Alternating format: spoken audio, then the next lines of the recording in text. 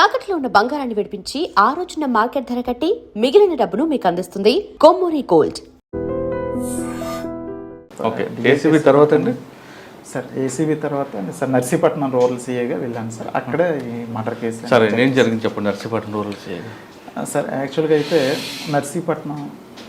నర్సీపట్నంలో first ఏంటంటే sir నేను charge తీసుకొని జనవరి 26th ఛార్జ్ తీసుకున్నాను సార్.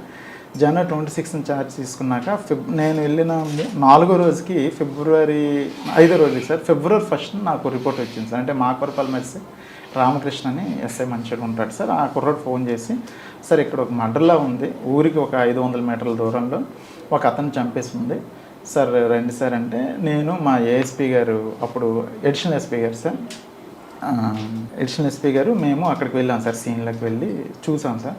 చూస్తే అతను అనమాట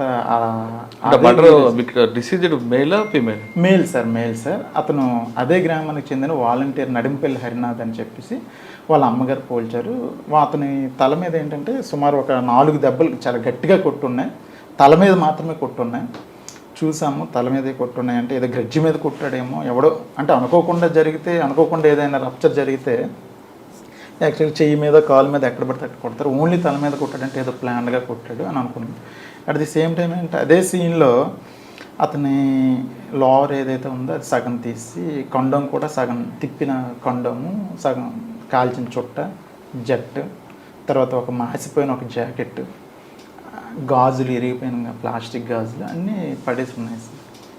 అయితే మేము ఏమనుకున్నామంటే జనరల్గా సీన్ చూసాక ఎవరికైనా ఏమనిపిస్తుంది అంటే ఇతను ఏదో ఎవరితోనో సెక్సువల్ కోర్స్కి వెళ్ళి ఉంటాడు, దానికి ఎవరో చూసి ఉంటారు, లేదా వాళ్ళు తాలూకు వాళ్ళు ఎవరో వచ్చి చంపేసి ఉంటారేమో అని చెప్పి మనం ఆ కోణంలో పూర్తిగా ఇన్వెస్టిగేషన్ వెళ్ళాం సార్. ఆ ఇన్వెస్టిగేషన్ వెళ్తూ లాస్ట్ కాలర్ని పిలిచి ఎగ్జామిన్ చేశాం సార్.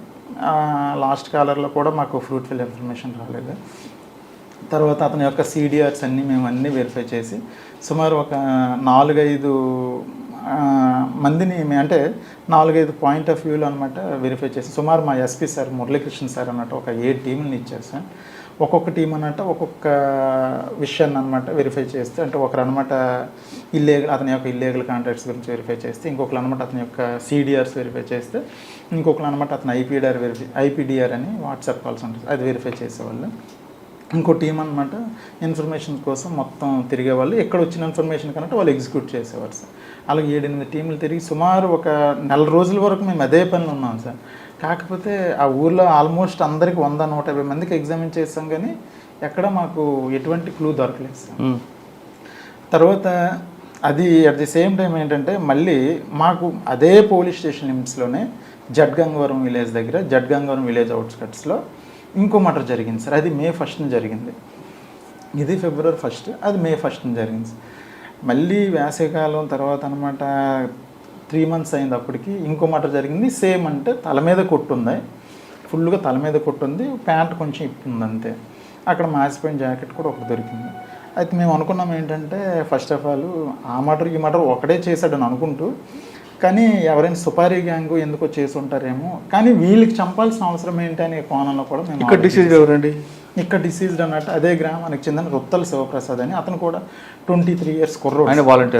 అతను వాలంటీర్ కాదు సార్, అతను లారస్ కంపెనీలో పనిచేస్తున్నాడు. కుర్రాడు ఇతను వాలంటీర్ సార్, ఇతను కుర్రాడే. అయితే ఏం జరిగిందని మనం చూస్తే యాక్చువల్గా ఈ కేసులో ఏ విధంగా అయితే వీళ్ళ ఫ్రెండ్స్ అందరినీ తీసుకొచ్చామో అది ఆ కేసులో కూడా ఫస్ట్ కేసులో చేసిన మిస్టేక్స్ ఈ కేసులో మేము కొన్ని చేసుకోలేదు సార్. అంటే అందరినీ పిలిచి అనమాట అందరినీ ఇంట్రగేషన్ చేయడం, ఇన్వెస్టిగేట్ చేయడం మొదలుపెట్టాం సార్. అయితే ఎంతసేపు మనకి ఏ క్లూ దొరకలేదు సార్. అంటే మాకు తెలియదు. పోనీ వాళ్ళ ఫ్రెండ్స్ అందరికి తీసుకొచ్చాం, వాళ్ళ కాల్ డేటా తెచ్చాం, ఈ డిసీజ్డ్ కాల్ డేటా తీసుకొచ్చాం, అన్నీ తీసుకొచ్చినా సార్ ఎక్కడ మాకు అంటే ఎస్పీ సార్ అక్కడ నుంచి సపోర్ట్ ఇచ్చి మాకు ఐటీ కోర్ టీము ఒక ఎస్ఐని పంపించి మాకు అంత సపోర్ట్ ఇస్తున్నప్పటికీ మాకు ఎక్కడ క్లూ దొరకట్లేదు సార్. అయితే మా ఎస్ఐ గారు ఊర్లోకి వెళ్తే ఒక చిన్న ఇన్ఫర్మేషన్ వచ్చింది సార్. అది చిన్న ఇన్ఫర్మేషన్ ఏంటంటే ఆ చనిపోయిన అతనికి ఊర్లో ఇంకో 2 అనమాట చనిపోయిన ముందు రోజు 1,50,000 ఒక అతను, 50,000 ఒక అతను అప్పు ఇచ్చారనే విషయం తెలిసింది సార్. వాళ్ళని కూడా తీసుకొచ్చాం. వాళ్ళు కూడా ఈ డిసీజ్ యొక్క ఫ్రెండ్సే సార్.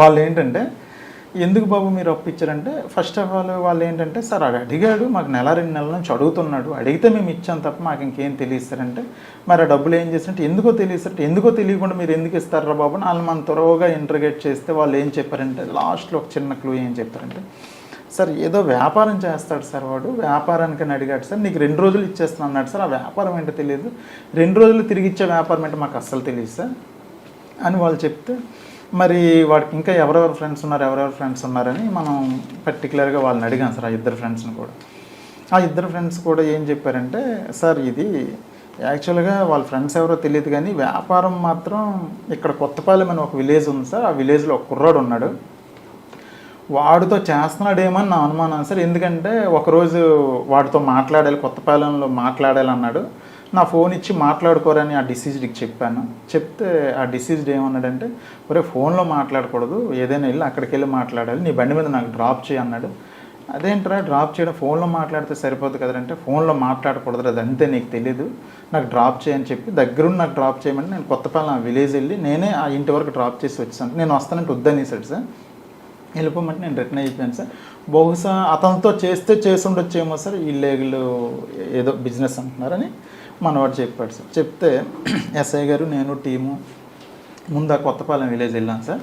మేము కాన్ఫిడెన్షియల్గా ఇల్లు ఎక్కడ ఉందో చూసుకున్నాం, ఆ ఇంట్లో ఎవరెవరు ఉంటున్నారు ఏంటి, దానికి అక్కడ ఉన్న వాళ్ళు ఏం చేస్తుంటారని మేము వెరిఫై చేసుకున్నాం సార్. అప్పుడు తెలిసింది ఏంటంటే, ఆ ఇంట్లో పెచ్చేటి ఉపేంద్ర అని ఒక అతను కుర్రాడు ఉంటున్నాడు, బ్యాచులర్ ఉంటున్నాడు. అతను ఏంటంటే లారస్ కంపెనీలో అతను కూడా పనిచేస్తున్నాడు, అతను ఇప్పుడు ప్రస్తుతానికి డ్యూటీకి వెళ్ళాడని చెప్పారు సార్. అయితే మనం అతని ఫోన్ నెంబర్ కూడా తీసుకుని ఇమీడియట్గా అనమాట ఎస్పీ సార్కి చెప్పి సిడిఆర్ పెట్టాను సార్. సిడిఆర్ పెడితే అతను ఫోన్ అన్నట్టు ప్రస్తుతానికి స్విచ్ ఆఫ్ వచ్చింది, టవర్ లొకేషన్ కూడా స్విచ్ ఆఫ్ వచ్చింది. అయితే ఈలోపు ఏంటంటే లారస్ కంపెనీలో పనిచేస్తానని తెలిసి లారస్ కంపెనీలో మనం ఏంటంటే సూపర్వైజర్ ఒక అతను, మేము ఎవరైతే చనిపోయిన ఫ్రెండ్స్ని తెచ్చామో ఆ తెచ్చిన ఒక అతను లారస్ కంపెనీలో సూపర్వైజర్ కూడా ఉన్నాడు. అతను పోల్చాడు సార్. సార్ ఆ లారస్ కంపెనీలో పనిచేసి కొత్తపాలెంలో ఉన్న విలేజ్లో ఉన్న అబ్బాయి పేరు అయితే ఉపేంద్ర సార్, ఇతను కూడా నాకు కొత్తపాలెం నుంచి మా బస్సే ఎక్కి లారస్ కంపెనీకి రోజు వస్తుంటాడు. అతను 1-2 సార్లు మాట్లాడుకోవడం అయితే చూశాను కానీ అంత క్లోజ్ అయితే కాదు సార్. ప్రస్తుతానికి అతను డ్యూటీలో ఉన్నది లేదని కనుక్కొని చెప్తానని చెప్పి అతను లారస్ కంపెనీకి ఫోన్ చేసి కనుక్కుంటే లారస్ కంపెనీలో ప్రస్తుతానికి డ్యూటీలో ఉన్నాడని చెప్పారు సార్. మనకి వెంటనే ఎస్ఐ గారు అని టీం పంపిస్తే ఎస్ఐ గారి టీము అతను అనమాట డ్యూటీ మధ్యలోనే అక్కడ సెక్యూరిటీ గార్డ్స్ని అడిగి తీసుకొచ్చాం సార్. తీసుకొస్తూ మనం ఏంటంటే అతను మీద మనకు డౌట్ ఎక్కడ వచ్చిందంటే సార్, యాక్చువల్గా ఏదో ఇల్లీగల్ బిజినెస్, సీక్రెట్ బిజినెస్ చేస్తున్నాడు, దానికి ఈ డిసీజ్డ్కి లింక్ ఉంది. సో బహుశా ఈడైనా చంపి ఉండాలి, ఈడి తాలూకు ఇంకెవరితోనే చంపించి ఉండాలి ఆ 2 లక్షలు తీసుకోవడం కోసం అని మాకు అనిపించి అతను తీసుకొచ్చి రాగానే మా వెహికల్ ఎక్కించిన తర్వాత మాతో పాటు క్లూస్ టీము ఒక అబ్బాయిని కూడా, భర్త అనే అబ్బాయిని కూడా పెట్టుకున్నాం సార్. అతను ఏంటంటే ఆ క్లూస్ టీమ్ అబ్బాయి, నేను, మా ఎస్ఐ గారు, ఇంకా నర్సీపట్నం రూరల్ భీమరాజ్ ఎస్ఐ గారు అందరం కలిసి అతన్ని పట్టుకొని వాళ్ళ ఇంటికి బయలుదేరి దారిలో మాట్లాడుతుండగా, నీకు అతనికి ఏంటి సంబంధం, నాకు ఆడ ఫ్రెండే కాదని చెప్పాడు sir. First of all friend కాకపోవడం ఏంటి, యాక్చువల్గా అయితే నీకు వాడికి నీకు సంబంధాలు ఉన్నాయి కదా, నువ్వు వాడి ఫ్రెండ్ అంట కదా, ఒకసారి నీకు అనమాట సో పర్సన్ని ఇంటి వరకు డ్రాప్ చేసేటట్టు కదా అని అంటే, సార్ ఆడ నాకు తెలుసు కానీ పూర్తిగా తెలియదు సార్, అప్పుడప్పుడు నాకు రూమ్ అడుగుతాడు సార్, రూమ్ అడిగితే నేను ఇస్తాను సార్ అని అన్నాను. పొంతలేని సమాధానం. తర్వాత అలాగే మాట్లాడితే, సార్ ఒకసారి నాకు డబ్బులు అడిగాడు సార్, నేను అప్పు ఇచ్చాను సార్ అంటే, ఇంకా మళ్ళీ కంటిన్యూషన్ మాట్లాడితే అతను నాకు డబ్బులు ఇచ్చాడు సార్ అంటాడు. పొంతలేని సమాధానం. లాస్ట్కి ఏంటంటే ఒక మాట అన్నాడు, కాకపోతే నా కాల్ డేటా చూసుకోండి సార్, నా కాల్ డేటాలో ఎక్కడ అతనితో మాట్లాడినట్టు ఉండదు కదా సార్, మీరు నన్ను ఎందుకు సార్ తీసుకొస్తున్నారని చెప్పేసి వాడు తిరిగి మన మీద ఫైర్ అవ్వడం కూడా మొదలైంది సార్. అయితే యాక్చువల్గా మనం వాడిని తీసుకొచ్చిన తర్వాత వాడి ఇంట్లో ఎందుకైనా మంచిదని సెర్చింగ్కి వెళ్ళాం. ఈలోపు ఆ క్లోజ్ టీమ్ అబ్బాయి అతను యూవీ లైట్ పెట్టుకుని అనమాట అన్ని బట్టలు వెతుకుతున్నాడు. అంటే బ్లడ్ మార్కులు ఏమైనా పడినట్లయితే ఉతికిసిన తర్వాత కూడా అవి మనకు కనిపిస్తాయని అతను చూస్తున్నాడు night. At the same time మేము కూడా ఏంటంటే ఇల్లంతా సెర్చ్ చేస్తున్నాం సార్. ఒక్కొక్కలం సెర్చ్ చేస్తుంటే ఒక తలగడలో 1,50,000 దొరికింది సార్. ఇది ఎక్కడదిరా అంటే, ఇది నాదే సార్, వాడిచ్చాడు సార్, వీడిచ్చాడు సార్, పొంతలేని సమాధానం. మళ్ళీ అలమారాలో 50,000 దొరికింది. ఒరే 2 lakhs దొరికింది ఎక్కడదిరా అంటే, వాడి జీతం 15,000, వాడు ఉంటున్న ఇంటి అది 4,000, అసలు 1,50,000 2 లక్షలు ఉండే అవకాశమే లేదు. తర్వాత ఆడి రూమ్ మొత్తంలో ఒక 4 జతల బట్టలు, ఒక మంచమే ఉంది. అలాంటి దగ్గర ఇంత డబ్బు ఎందుకు పెట్టుకున్నాడంటే, సార్ నాకు మా ఫ్రెండ్ ఇచ్చాడు సార్, వాడు ఇచ్చాడు సార్, చచ్చిపోయినాడు ఇచ్చాడు సార్, నేను ఏవో చెప్తున్నాడు. ఇప్పుడు చచ్చిపోయినాడు ఇచ్చాడు 2 lakhs పర్లేదు, ఇంకో 75,000 కూడా అక్కడే దొరికాము. ఎవరెవరా ఈ డబ్బు అంటే సార్ అది కాదు సార్ ఇది కాదు సార్, ఏవో పొంతలేని మరి సమాధానం 2 వేసారా? అలా మనం ఇంటర్గేట్ చేసాము అది సో అప్పుడు చెప్తే అప్పుడు ఏంటంటే ఫస్ట్ ఆఫ్ ఆల్ వాడికి అర్థమైపోయింది ఏంటంటే వీళ్ళు నన్ను కనిపెట్టేశారు, అందుకే ఇంటికి తీసుకొని సెట్ చేశారు, డబ్బులు కూడా దొరికిసాయి. అట్ ది సేమ్ టైం ఏంటంటే నా బట్టలు కూడా వెతుకుతున్నారంటే బ్లడ్ స్టెయిన్స్ ఏమైనా దొరికేస్తాను నేనని వాడికి అర్థమైపోయింది సార్. అర్థమైపోయిన తర్వాత వాడు ఏం చేశాడంటే నెక్స్ట్, సార్ అంటే ఇవన్నీ కూడా ఉన్నట్టు అప్పు అడిగాను తప్ప నాకు ఆయనకి ఎటువంటి సంబంధం లేదు, అది నాకు అప్పు ఇచ్చాడని చెప్పాడు. అప్పు ఇస్తే మిగతా 75,000 అంటే సార్ ఇంకో ఫ్రెండ్ అప్పు అడిగాను పొంతం లేని సమాధానాలు. మనం ఏం చేసామంటే సార్ లాస్ట్కి సరే ఏ ముద్ర బాబు సరే మాకు ముద్ద ఇది అంటే చనిపోయినప్పుడు సెల్ ఫోన్ పోయింది సార్, సెల్ ఫోన్ కూడా మిస్ అయింది, అది తర్వాత చెప్తాను సార్. వాడు సీన్ కూడా డైవర్ట్ చేస్తాడు ముద్ద. అయితే సెల్ ఫోన్ పోయిందిరా బాబు మాకు ఆ సెల్ ఫోన్ ఇచ్చే చాలు నీకు మేము సేవ్ చేస్తాం అని మన పోలీస్ స్టైల్లో కొంచెం అంతవరకు గట్టిగా మాట్లాడి బొజ్జగించే స్టైల్లో మాట్లాడితే కొంచెం నమ్మాడు సార్. నమ్మి సెల్ ఫోన్ ఒకటి ఇస్తే సరిపోద్ది కదా సార్ అంటే ఆ సెల్ ఫోన్ ఒకటి ఇస్తే సరిపోద్ది అని సెల్ ఫోన్ సౌండ్స్ ప్లేస్లో నూతిలో ఉంది సార్, పదండి సార్ చూపిస్తానని వాళ్ళు ఇంటి ఎదురుగున్న నూతిలోనే పడేశాడు సార్. మనం ఇంటి ఎదురుగున్న నూతిలో పడేసరికి మనం నూతిలో నీళ్ళన్నీ తోడించిన తర్వాత సెల్ ఫోన్ ఎవరిదైతే చనిపోయాడు కుర్రోడు ఆ సెల్ ఫోన్ రికవర్ చేసిన తర్వాత మేము కూడా నమ్మాను సార్. ఎస్ ఈడే చేసింది కన్ఫర్మ్ అయ్యి అప్పుడు స్టేషన్కి తీసుకొచ్చి బాబు ఎలా చేసావు ఏంటి ఒకసారి చూపిస్తావా అదేనంటే అప్పుడు చూపించాడు సార్. అంటే వాడు ఆ ఊరికి జడ్గంగవరం విలేజ్కి 1 km దూరంలో మేమంతా రోడ్డు మీద తిరిగి వెళ్తే 1.5 km ఉంటుంది. వాడు షార్ట్ కట్లో నడుచుకుంటూ తీసుకెళ్ళిపోయాడు. ఆ ప్లేస్ తీసుకెళ్ళి ఇలా కూర్చున్నాడు సార్, ఇలా కూర్చుంటే ఇలా చంపేశాను సార్ అని నీట్గా ఎక్స్ప్లెయిన్ చేసి సీన్ అంతా రీకన్స్ట్రక్షన్ చేస్తే అప్పుడు కన్ఫర్మ్ చేసుకొని మా ఆఫీసర్స్ డిఎస్పీ గారికి ఎస్పీ గారికి కన్ఫర్మ్ చేసి ఎందుకంటే చంపాడు అసలు సార్ యాక్చువల్గా ఏంటంటే వాడు దాకా మోటివ్ సార్, ఆ మోటివ్ చాలా డిఫరెంట్. అంటే నేనైతే ఎప్పుడు చూడలేదు సార్ ఆ మోటివ్ అలా ఉంటుందని కూడా నేను ఎక్స్పెక్ట్ చేయలేదు. వాడికి డబ్బులు కావాలి సార్. వాడు యాక్చువల్గా ఫస్ట్ ఎవరికైతే చంపాలనుకుంటాడో వాడితో ఫ్రెండ్షిప్ చేస్తాడు సార్. ఫ్రెండ్షిప్ చేసి అంటే ఫస్ట్ ఆఫ్ ఆల్ ఏంటంటే వీడు లారస్ కంపెనీలో పనిచేసేవాడు సార్ ముద్దయ్య. ఆడేంటంటే లారస్ కంపెనీలో ఎవరైతే పనిచేస్తారో వాళ్ళ దగ్గర కొంచెం ఉండి ఎవరికైనా డబ్బుల మీద ఆశ ఉన్న వాళ్ళని సెలెక్ట్ చేసుకుంటాడు సార్. సెలెక్ట్ చేసుకుని ఎవరికైతే డబ్బుల మీద ఆశ ఎక్కువ ఉందో వాళ్ళ దగ్గరికి అంటే సింపుల్గా వెళ్ళి ఒక చిన్న లైన్ వదులుతాడు సార్. నాకు మంచి ఏజెన్సీ వాళ్ళు తెలుసు, లిక్విడ్ బిజినెస్ నాకు ఐడియా ఉంది, లిక్విడ్ బిజినెస్ ఒకవేళ చేస్తే 1 lakh 2-3 daysలో 3-4 lakhs వచ్చేస్తే లిక్విడ్ గాంజా బిజినెస్ 3-4 lakhs వచ్చేస్తే నాకు అవతల పార్టీ వాళ్ళకి తెలుసు, మీరు అంటే డబ్బులు అరేంజ్ చేసుకుంటే నేను పార్ట్నర్షిప్ అవతలని పిలిపిస్తాను, మీరు అనమాట డబ్బులు తీసుకొస్తే గంజా తీసుకొస్తే మనం అన్నట్టు పార్టీ వచ్చిన తర్వాత మళ్ళీ వేరేస్తాడు. అవతల ఎవరైతే ఇంట్రెస్ట్గా ఉన్నారో వాళ్ళు వచ్చి ఇన్ని అప్రోచ్ అవ్వడమో లేకపోతే ఏదో అయితే ఫ్రెండ్షిప్ చేస్తూ ఇంకేంటంటే మళ్ళీ ఏం చేస్తాడంటే వాడు, నేను ఫ్రెండ్షిప్ చేస్తున్నంతసేపు మీ పేరెంట్స్కి ఎవరికి చెప్పుకో, ఎందుకంటే నేను దొరికిపోతే నువ్వు దొరికిపోతావు, సో నాకు ఫోను చేయకు, మీ పేరెంట్స్కి ఎవరికైనా చెప్పావు అనుకో నువ్వు దొరికిపోతే నేను దొరికిపోతాను, మీ పేరెంట్స్కి మీ ఫ్రెండ్స్కి ఎవరికి చెప్పకూడదు, చెప్తే నేను అనమాట నేను దొరికిపోతానని చెప్పి అంటే ఎవడైతే చచ్చిపోతాడు డిసీజ్డ్కి అనమాట ఈడొకడు ఫ్రెండ్ ఉన్నాడని చెప్పి వాళ్ళ పేరెంట్స్కి కానీ ఫ్రెండ్స్కి కానీ ఎవరికి తెలియదు. అట్ ది సేమ్ టైం ఏంటంటే ఫోన్ కాల్ డేటాలో కూడా ఎక్కడ వాడికి ఫోన్ కూడా మనకి ఎక్కడ కనెక్ట్ అవుతుంది. చాలా తెలివిగా ప్లాన్గా వాడితో చాలా అద్భుతమైన ఫ్రెండ్షిప్ చేస్తాడు సార్. ఫ్రెండ్షిప్ చేసి ఒక ఫైన్ డే ఏంటంటే డబ్బులు అరేంజ్ చేసుకోమంటాడు. డబ్బులు అరేంజ్ చేసుకున్న రోజు డబ్బులు అరేంజ్ చేసుకున్న ఒక 4 రోజుల ముందే ఏ ఊరైతే వాడిది ఉంటుందో ఆ ఊర్లోనే ఎక్కడైతే లోన్లీ ప్లేస్ ఉంటుందో ఆ లోన్లీ ప్లేస్కి డిసీజ్ని తీసుకెళ్ళమని చెప్తాడు సార్. ఎందుకు, ఇక్కడైతే గాంజా వాళ్ళు వస్తారు, సీక్రెట్గా ఉండాలి, 3వ కంటికి తెలియకూడదు, అది మీ ఊరు దగ్గరలో పెట్టుకుంటేనే బెటర్ అని అంటాడు సార్. ఆలూరు దగ్గరలోనే పెట్టుకుంటారు, ఆలూరు దగ్గరలోనే డిసీజ్డే అమాయకంగా చూపిస్తాడు, ఈ ప్లేస్ అయితే గాంజా బిజినెస్ అయితే ఎవరు రారు అని. ఆ ప్లేస్ చూపించిన తర్వాత ఒక కర్ర కూడా తీసుకొని రమ్మంటాడు సార్. ఎందుకంటే ఆ లిక్విడ్ గాంజా తెచ్చిన వెంటనే అది భూమిలో పాతి పెట్టాలి, పాతి పెట్టాక 2వ రోజుకి అందులో గ్యాస్ ప్రొడ్యూస్ అవుద్ది, ప్రొడ్యూస్ అయిన తర్వాత దాన్ని మనం అమ్మితే 2-3 రేటుకి వెళ్తుంది, రేపే వచ్చేస్తారు పార్టీ అని చెప్తారు. ఆ డిసీజ్లు ఏంటంటే వీడు చెప్పే మాటలు ఎక్కువ నమ్ముతారు సార్, అంత బాగా నమ్మిస్తాడు. ఫ్రెండ్షిప్ కూడా చాలా బాగా చేస్తాడు. చేశాక అంటే చంపేసిన ఒక 3-4 రోజుల ముందు ప్లేస్ చూసుకుంటారు, కర్ర ఏర్పాటు డిసీజ్డే చేసుకుంటాడు ఒక విధంగా. ఆ చావుకు ఆడే కర్ర తెచ్చుకుంటాడు. ఆడే తెచ్చుకుంటారు సార్ ఒక విధంగా. అవన్నీ తెచ్చుకున్న తర్వాత సార్ ఒక రోజు అనమాట డబ్బులు వచ్చిన రోజు అనమాట, డబ్బులు రేపు వచ్చేస్తానంటే వాడు కలిసి ఇద్దరు కలిసి సీన్లోకి వెళ్తారు.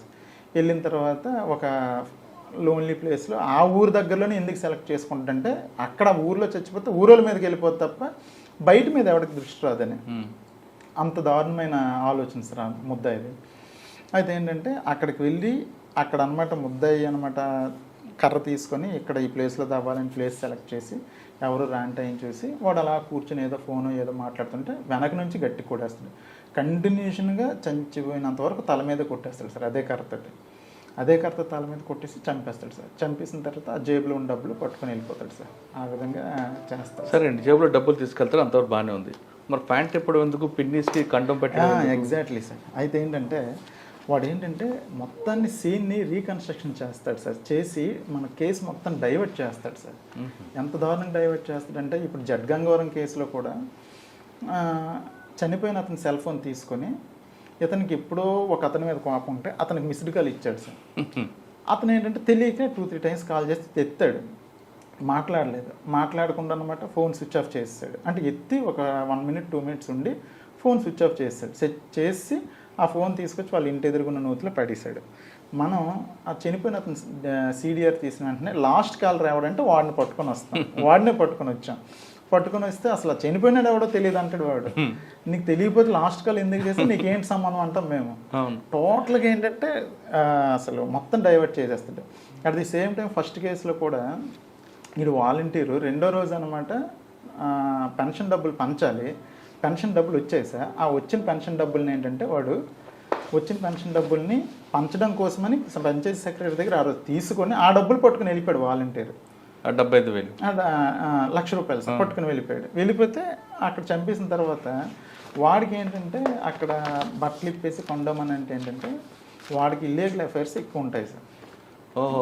సో ఆ ఇల్లీగల్ ఎవరో చంపేశారని చెప్పి మనం అనుకోవడం కోసం డైవర్ట్ చేయడం కోసం ఒకటి కొండం, గాజులు, తర్వాత ఏంటంటే సగం కాల్చిన చుట్ట, మాసిపోయిన ఒక జాకెట్ అన్ని పడేస్తాడు సార్. దానికి అందరూ ఏమనుకుంటారంటే వీడికి ఎవరితోనో ఇల్లీగల్ ఉంది, సో అందువల్ల ఎవరో వచ్చి చంపేశారు అనుకుని మనం అంతా ఆ కోణంలోనే పూర్తిగా డైవర్ట్ అయిపోతారు సార్. కేసు అంతా డైవర్ట్ చేసేస్తాడు సార్.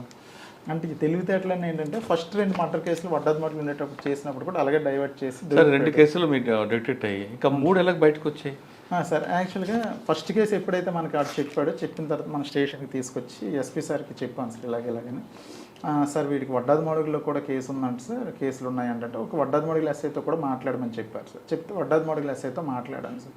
మాట్లాడుతూ వడ్డాదిమాడుగుల ఎస్ఐ గారు దామోదర్ నాయుడు అని ఉన్నారు. ఆయన ఏం చెప్పారంటే, సార్ అతనైతే మాత్రం అతనితో ఎంఓ ఉంది, ఏదైనా సీన్ని రీకన్స్ట్రక్షన్ చేసి రీక్రియేట్ చేస్తాడు, టోటల్గా డైవర్ట్ చేసేస్తాడు. మా 2 మర్డర్ కేసులు కూడా 21లో జరిగాయి, 2021లో. ఆ రెండింటిలోనైతే డైరెక్ట్ కండోమ్ పెట్టాడు ఒక దాంట్లో అన్నట్టు మల్లెపూలు పెట్టాడు. టోటల్ మనం డైవర్ట్ అయిపోయాము. కానీ చివరికి అనమాట మనకి డిటెక్ట్ అయింది. కానీ ఎక్కువ డబ్బులు కూడా చంపడు, 50,000 లక్ష రూపాయలకే చంపేస్తాడని చెప్పాడు సార్. చెప్తే మన ఫస్ట్ మర్డర్ కేసులో కండోమ్ పెట్టాడు, గాజులు పెట్టాడు, జాకెట్ పెట్టాడు, ఇవన్నీ పెట్టేసరికి మళ్ళీ వచ్చి మన ఇతను అడిగితే ఫస్ట్ ఇతను ఒప్పుకోలేదు సార్. అయితే ఫస్ట్ మర్డర్ కేసులో చనిపోయిన అతని యొక్క తల్లి వాడు కలిసి ఇంట్లోకి వెళ్ళి లాస్ట్ అనమాట వీళ్ళిద్దరే బయటకు వచ్చారు సార్. మన కంప్లైంట్లో కూడా ఫస్ట్ డిసీజ్డ్ వాళ్ళ అమ్మ అనమాట ఏం చెప్పిందంటే, ఎవడో ఫ్రెండ్ వచ్చాడు, ఆ ఫ్రెండ్ వచ్చి మా అబ్బాయిని బయటకు తీసుకెళ్ళాడని చెప్పింది తప్ప పలానా వ్యక్తి అని ఆవిడకి తెలియదు. ఆవిడ ఓల్డ్ సార్, ఆవిడ చెప్పలేకపోయింది. కాకపోతే ఆవిడని పిలిపించాం. ఈవిడిని చూపిస్తే, నాయన ఈడే బాబు, వీడే నా కొడుకుని లాస్ట్ చివరిసారిగా తీసుకెళ్ళిందని ఆవిడ ఒప్పుకుంది. వాడికి అనమాట తిట్టి గట్టిగా అడిగేసరికి నేను కదంటే ఆ ముసలావిని బయటికి తీసి, ఇప్పుడు చెప్పురా పెద్ద ఆవిడ పోల్చింది కదా, ఇప్పుడైనా చెప్పరా, నువ్వే కదా తీసుకెళ్ళి ఆ రోజు. నేనే చేశాను సార్, ఇలా చేశాను చెప్పాడు. అది కూడా ఎలా చేసావు చేసి చూపించడానికి సీన్ రీకన్స్ట్రక్షన్ చేయమంటే సీన్ రీకన్స్ట్రక్షన్ చాలా నీట్గా చేశాడు. చాలా షార్ట్ కట్లు వెళ్దాం. తర్వాత వాడు ఎక్కడికైనా వెళ్ళేటప్పుడు ఏంటంటే ఫోను అక్కడ వరకు మాట్లాడతాడు, అక్కడ స్విచ్ ఆఫ్ చేసేస్తాడు. చేసి అక్కడికి వెళ్ళి మర్డర్ చేసి డబ్బులు తీసుకొచ్చేసి మళ్ళీ స్విచ్ ఆన్ చేసుకుంటాడు. మళ్ళీ ఇమీడియట్గా వాడు ఏంటంటే 7 o'clock 8 o'clock సి షిఫ్ట్ ఉంటుంది లారస్ కంపెనీకి వెళ్ళిపోతాడు. అంటే నేను ఆ టైంలో అక్కడ లేను అని ప్రూవ్ చేసుకోవడానికి కూడా వాడు చాలా టెక్నికల్గా కూడా మొత్తం ప్లాన్డ్గా ఉంటాడు. ఏమంటే నేను కంపెనీలో ఉన్నాను అంటాడు. సాయంత్రం 5 నుంచి 6 లోపు మటర్ అవుద్దని ఎవరు ఎక్స్పెక్ట్ చేయరు, 6-6:30 అవుద్దని ఎవరు ఎక్స్పెక్ట్ చేయరు. ఆ విధంగా మొత్తం మిగతా 3 ఎలాగ వచ్చాయండి బయటికి? ఆ 2 అయ్యాయి కదా సార్. అయితే దాని నెక్స్ట్ ఏంటంటే సార్, మునగపాకది కూడా సేమ్ అటువంటి మటర్ సార్. ఆ చనిపోయిన అతను కూడా లారస్ కంపెనీలో పనిచేస్తూ ఉంటాడు. అతను ఏంటంటే 22లో చనిపోయేటప్పుడు ఇలాగే బిజినెస్ అని చెప్పేసి వాళ్ళ ఇంటి వాళ్ళ దగ్గర సేమ్ 1-2 లక్షలు, ₹1,00,000 దాకా వాళ్ళ ఇంట్లో వాళ్ళని అడిగి బలవంతంగా అడిగి పట్టుకొని వెళ్ళి చనిపోయాడు అతను కూడా. అతనికి తల మీద సేమ్ దెబ్బలు. సో దాని విషయంలో మనం ఏం చేసామంటే, అదే టైంలో మునగపాక ఎస్ఐ టైంలో మునగపాక మర్డర్ అయ్యేటప్పుడు భీమరాజు ఎస్ఐ గారు, తర్వాత సార్ వాళ్ళు కూడా అక్కడ పేరు పి శ్రీనివాస్ సార్ వాళ్ళు కూడా అక్కడ ఉండి దానికి అనమాట ఇన్వెస్టిగేట్ చేస్తే వీళ్ళంతా సేమ్ ఎంఓ సేమ్. సో ఒకసారి దాని గురించి కూడా అడగండి అంటే దాని గురించి కూడా అడిగితే, మేము అప్పుడు ముందు ఎక్కడ ఉండేవాడు అంటే అనకాపల్లి ఉండేవాడిని, ఎక్కడ చేసేవాడంటే లారస్ కంపెనీలో చేసామంటే, మరి నీకు అక్కడ తెలుసు అంటే తెలుసు సార్ ఫ్రెండ్ అంటే, మరి వాడికి నీకు సంబంధం ఏంటంటే కొంచెం గట్టిగా అడిగితే వాడు ఏంటంటే సేమ్ ఎంఓరా అంత తెలిసిపోయింది, అంత సీసీ కెమెరాలు అన్నీ క్లియర్గా కనిపిస్తున్నాయని మనం కొంచెం గట్టిగా మాట్లాడితే అప్పుడు అది కూడా కన్ఫ్యూజ్ చేసి ఒప్పుకున్నాడు సార్. ఆ విధంగా 3 మటర్లు ఒప్పుకున్నాడు సార్. 3-5 అండి? 3 మటర్లు సార్. ముందు 2 మటర్లు చేస్తాడు సార్. సార్ ఎందుకు చేస్తున్నాడండి ఈ విధంగా? వీడు యాక్చువల్గా సైకోవా? సైకో కాదు సార్, చాలా తెలివైనడు. డబ్బు పిచ్చి సార్ వాడు. అంటే ₹1,00,000 ఉంటే ఎవరినైనా చంపేస్తాడు సార్. ఈ డబ్బులు తీసుకుని ఏం చేసేవాడు? ఈ డబ్బులు తీసుకుని జల్సా చేసుకోవడమే సార్. సార్ తర్వాత ఇంకోటి ఏంటంటే, ఫస్ట్ 2 మర్డర్ కేసులు జైలుకి వెళ్ళాడు సార్. అప్పుడు వాడికి బయలు మీద రావడానికి ఖర్చు అయింది, లాయర్ ఖర్చులని, అదేవిధంగా మిగతా ఖర్చులు కూడా అయ్యాయి సార్. తర్వాత ఆ ఊర్లో వాళ్ళు కూడా వెలివేస్తారు సార్ వాళ్ళకి. వాళ్ళు ఉంటే ఊర్లో వాళ్ళకే ముందు చంపినప్పుడు కూడా ఇద్దరికి ఫ్రెండ్స్ ఊర్లో వాళ్ళకే చంపిస్తాడు. అందువల్ల ఏంటంటే బయట ఏదైనా అంటే రూమ్ తీసుకుని ఉండడానికి వాటికి ఆ ఖర్చులకి ఫ్యామిలీ లేదు ఆవిడకి, పేరెంట్స్ కానీ ఉన్నారు సార్, తల్లిదండ్రులు ఉన్నారు. బట్ ఏంటంటే వాళ్ళు కూడా ఏంటంటే వీడు ఊర్లోకి వస్తే ఎవరైనా చంపేస్తున్నాడని, ఆడది వడ్డాది మోడగుల మండలం జంపిన విలేజ్ సార్. పెళ్లి కాలేదు సార్. వాడు ఎక్కడ ప్రస్తుతానికి జైల్లో ఉన్నాడు సార్. సార్ ఆయన మళ్ళీ బయటకు వచ్చి మళ్ళీ నేరం చేయకుండా ఏం చేశారు మరి? సార్ దానికి మేము ఏం చేసామంటే సార్, మా ఆఫీసర్స్ కూడా దానికి ఇమీడియట్గా ఛార్జ్షీట్ ఫైల్ చేసండి, వాడు బయటకు వస్తే ఇబ్బంది అవుతుంది కాబట్టి ఛార్జ్షీట్ ఫైల్ చేసి వాడు జైల్లో ఉంటుండగానే ట్రయల్ కండక్ట్ చేసి కన్విక్షన్ పెడితే వాడు డైరెక్ట్గా అన్నట్టు కన్విక్షన్ అవుతాడు. అయిన వల్ల ఏంటంటే మళ్ళీ బయటకు వచ్చే అవకాశాలు తక్కువ ఉంటాయని మొన్న డీజీ సార్ కూడా ఏబిసిడి అవార్డు ఇచ్చినప్పుడు అదే ఇన్స్ట్రక్షన్స్ ఇచ్చారు, ఇమీడియట్గా ఛార్జ్షీట్ ఫైల్ చేయండి అంటే.